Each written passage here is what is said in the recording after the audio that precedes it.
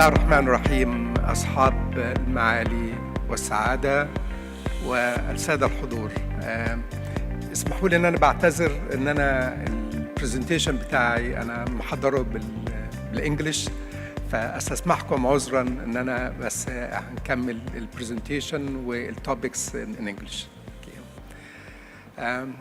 Good afternoon, Your Excellency, distinguished guests, and ladies and gentlemen. It's my great pleasure to welcome all of you.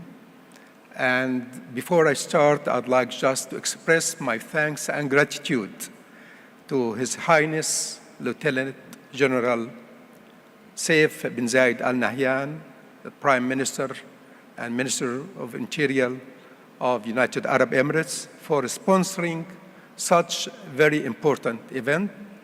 And I would like to extend my thanks and gratitude to the Council of Arab Economic Unit, as well as the Federation, the Arab Federation for E-Commerce, for their great efforts in making this event a landmark to what I would consider a major turning point to the future of e-commerce in the Arab world. We have just heard the very inspiring speech of His Excellency Ambassador Ahmed Rabi and the very comprehensive presentation of His Excellency Dr. Ali Khouri to cover some of the challenges and the great opportunities of the digital economy, followed by Mr. Moran with his constructive remarks about some of the success stories and knowledge sharing. And then we have heard the speech of His Excellency Engineer Hamad Mansouri, highlighting some of the program's initiatives that really making United Arab Emirates, when it comes as a great example of success, leveraging the digital economy through the regulation of the Telecom Regulatory Authority of United Arab Emirates. I'd like to follow on that, but before going to some of the details to complement the whole story of what are the basic building blocks of the digital economy to enable the growth of e-commerce, e-payment, what we have just heard about the Arab Federation of E-commerce strategy that has been shared by Dr. Ali Khouri in his speech and in his video.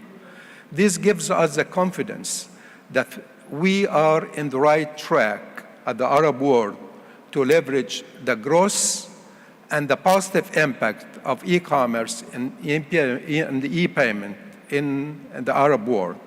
We have seen a strategy with a clear vision, mission, pillars, business plans, and key performance indicators.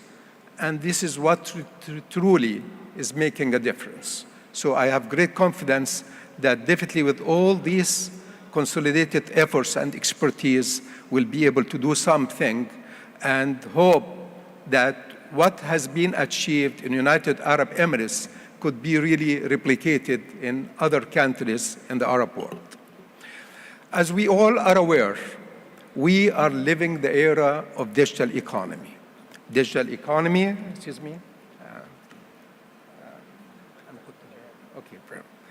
Digital economy actually, as we know, representing almost 25% of the global economy.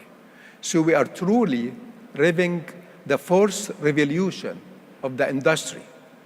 Now, ICT is a cross-cutting through all industries, markets, and activities, whether we talk about government activities, private sectors, education, health, tourism.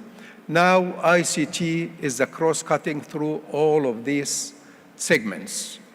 That's why it is very important for us to be able in the Arab world to actually do whatever it takes to leverage the positive impact of the digital economy.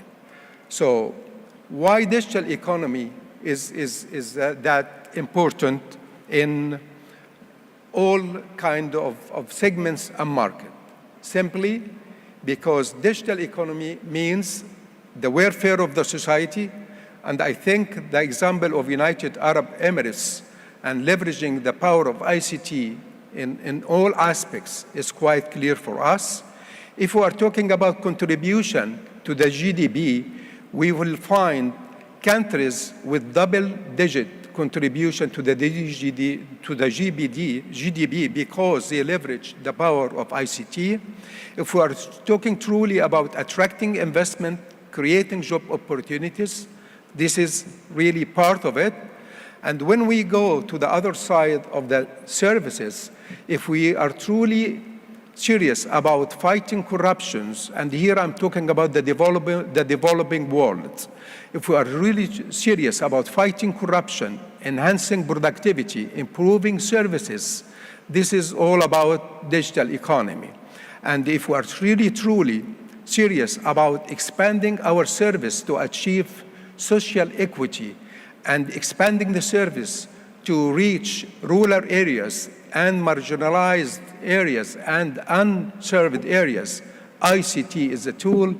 And definitely one of my passion about leveraging ICT is about how we can serve people with disability. Just to let you know, we have more than 12% in the Arab world with different kind of disabilities. And ICT is the really, and the fastest way to be able to serve these actually people who deserve all the attention, all the activities from all of us to make sure to merge them in the community and become an active part and really a successful element of our societies. So to share with you some of the successes of the countries who have leveraged ICT in a true way and have an impact in the digital economy, we'll find the two countries colored in red, which United States of America and United Arab Emirates. Irrespective of the population or the size, we'll find these two examples have really leveraged the digital economy for the welfare of their citizens, okay, in all aspects. The eight actually impacts, whether the social impacts, the economic impacts, the development impact, and the business impact that have been achieved in these two countries represent a role model of implementing the true impact of the digital economy. If we look to the countries colored in light blue, which is Turkey, Brazil, and Argentina. Some of you, I am sure, are aware that less than 20 years ago, these countries were about to go bankrupt. And they managed to turn their economy and to become one of the economical power in the world in the last few years because they leveraged ICT. And if we look to the countries colored in green, which is India, China, Singapore, Philippines, and Egypt, these countries, they have the manpower, they have the talent, they have the large population. And these countries are really the leaders in offshoring and outsourcing business in the whole world. And they manage really to contribute to the GDP across these countries. And the last one, which is colored in yellow, Kenya, is a new example of how we can leverage ICT through e-payment to make a great impact on the GDP. And I'm going to highlight some of these things in my presentation.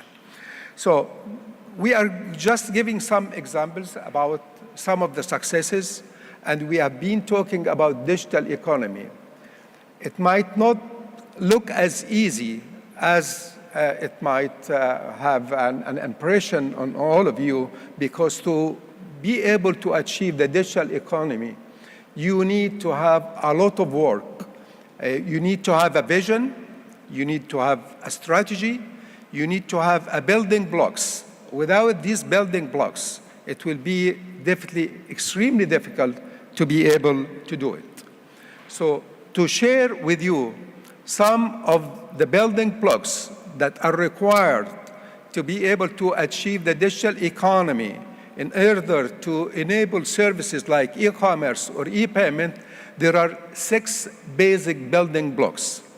The first one, which is the basic infrastructure, and without this basic infrastructure, the digital economy cannot proliferate.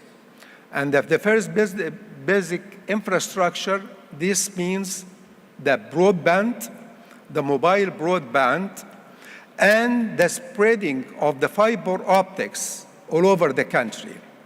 Not only to reach the main cities, but to expand the fiber optics and the services to rural areas and to remote areas. And as we know, United Arab Emirates has the highest population of the spreading of fiber optics all over, I would say, the country. So this is something that with the regulation coming from the Telecom Regulatory Authority, because I have experience dealing with most of my colleagues out of this very respectable organization that has a tremendous impact on the development of the digital economy in the country. So now they are encouraging, definitely 4G is becoming now a fact of life, LTE, and moreover, they are pushing to go for the 5G technology, which definitely will allow a lot of advanced technology to be used in the country. In addition to the fiber optics and the technology, 4G, LTE, and 5G, it comes the cloud computing. And we have heard in so many situations that the future for consolidating the services, whether in private cloud or public cloud, is a way really to be able to do the services in the right way. And definitely having an advantage like submarine cable is an added advantage. Moving to the second pillar, which is the information infrastructure and digital content. Definitely for any country to be able to leverage the services and to provide the services in different segments like education, health, tourism, public service, whatever, you need to have a nationwide, comprehensive, integrated digital platform. And this digital platform is not only to have an access through the different stakeholders and citizens, but the most important things in developing country who are facing some of the challenges due to the financial constraints is about not only accessibility, is about affordability, availability, and suitability as well. And to be able to do that, and I'm going to refer to a very important thing that has been mentioned by His Excellency, Ambassador Ahmed Rabi', is about the Arab world, about the culture that we need to preserve, about our values, about our history. And I'm relating this to the digital content. We know that the Arab world represents 5% of the population of the world population. And bearing in mind that the Arab world is the richest part of the world in the heritage, in the history, in the cultures, in the value, in the religion, we have less than 2% of our content is digitized. This means that the impact of the Western values and culture and stuff like that has more impact on our new generation. So definitely to preserve all of this, you need to have the digital content in the right way. Definitely, by the way, we have to take the best out of the two worlds. We have all the respect to some of the values coming from the Western definitely world, but we have our values as well, and we have the culture that we need to preserve. So the balance between the two is really what I mean. So to have an integrated a plan and a strategy like what Dr. Ali mentioned in his strategy and the vision and KPIs and stuff like that. This is what we mean by having an information infrastructure with a digital content. It has to have a nationwide with the involvement of all stakeholders. The third pillar is about community development. And if we're really serious about expanding the services to cover marginalized areas and rural areas, it's not only enough to have the basic infrastructure or the services available.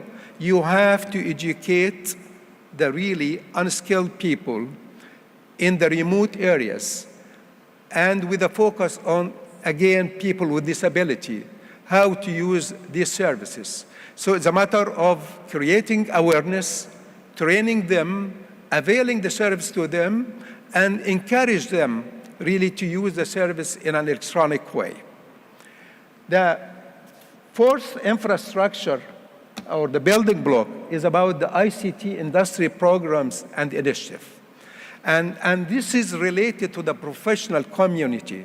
This is related to encouraging innovation, entrepreneurship, startups, is how you really can inspire the young generation to have really the right ecosystem to develop their capabilities and encourage them to use mobile applications. And to be able to do that, you need really a lot of collaboration between the different stakeholders. One of the things that I found very useful in my time actually of service, and I'm continuing doing that, is a collaboration between academia and industry and NGOs as well, with the multinational companies, with the local companies, to create a whole ecosystem to increase and improve the capacity of the individuals as well as of the companies working in the ICT sector. Okay. Now, when we move to the fifth pillar, with the actually spreading the service across the country and to have a day-to-day access to information knowledge, you need to have a trusted internet access. You need to have a security of the transaction that you're doing. You need to keep the privacy of accessing the services and the internet as well.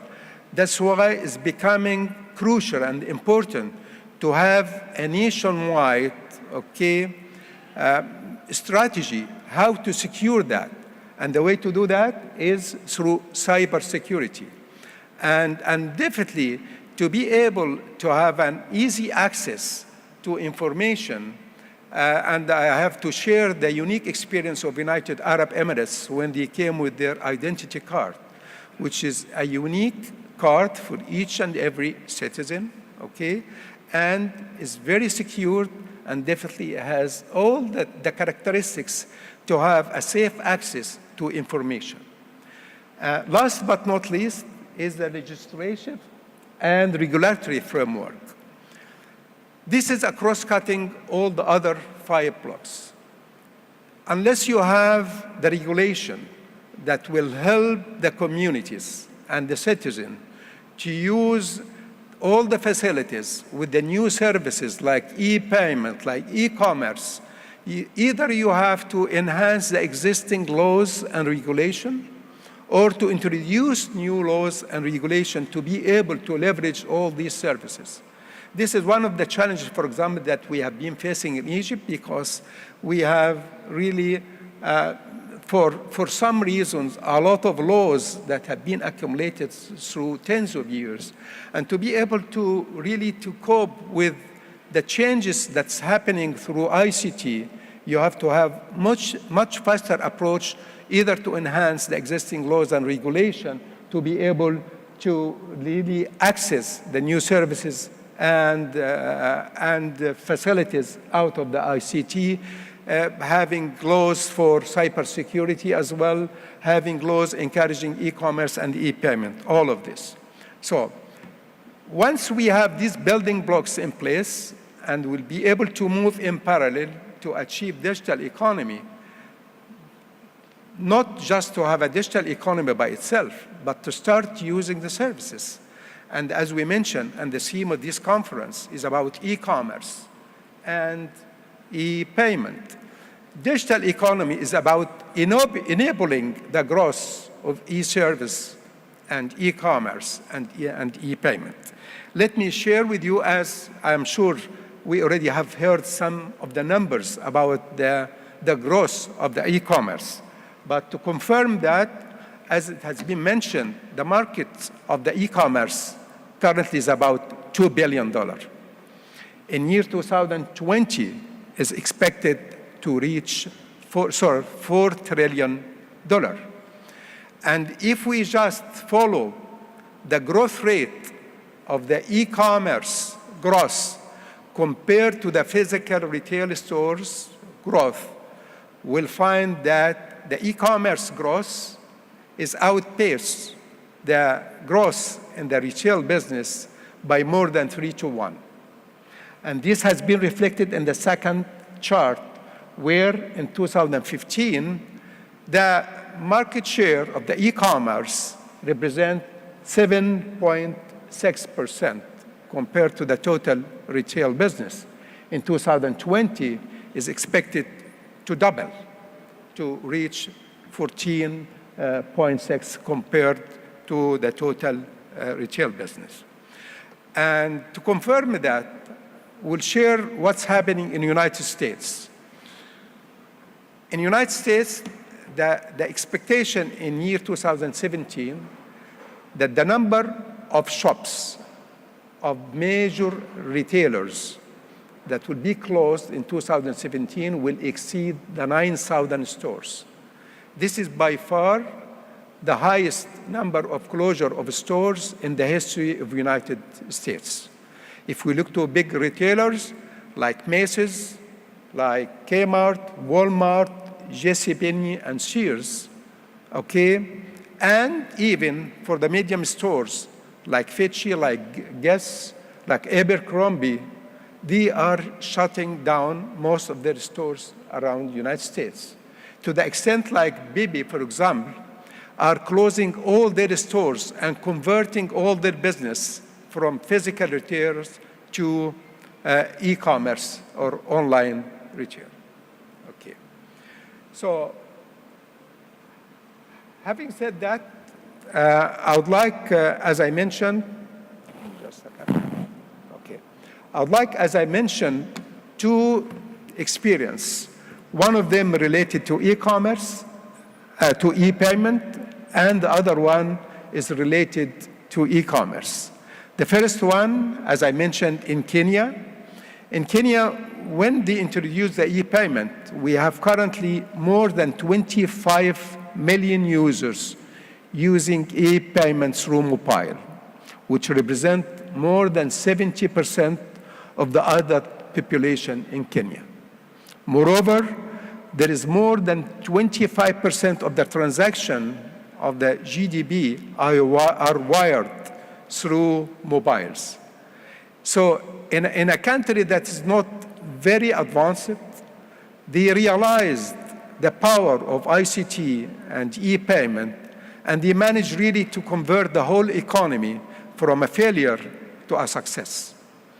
So this gives us, with other examples, successes around the region, that if there is a vision, there is a will, there is always a way to leverage the power of ICT. The other great example about e-commerce, definitely the acquisition of Amazon to Souk for $650 million. What does it mean?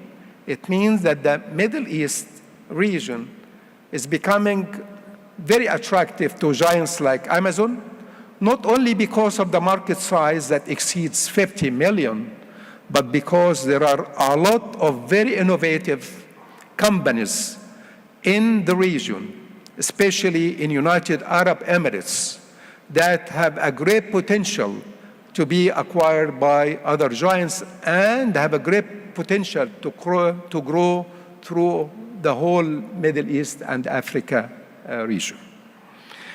Before closing, I would like to share my personal experience. I have been honored, privileged to live in United Arab Emirates for close to 15 years. So my roots actually, beside Egypt, is that I'm extremely excited about the time that I spent in United Arab Emirates. I'm still, by the way, family members are living. And in his speech, Mr. Mohammed, on behalf of His Excellency Engineer Hamad Mansouri, mentioned about the first electronic currency and the first smart, or I would say, e-government.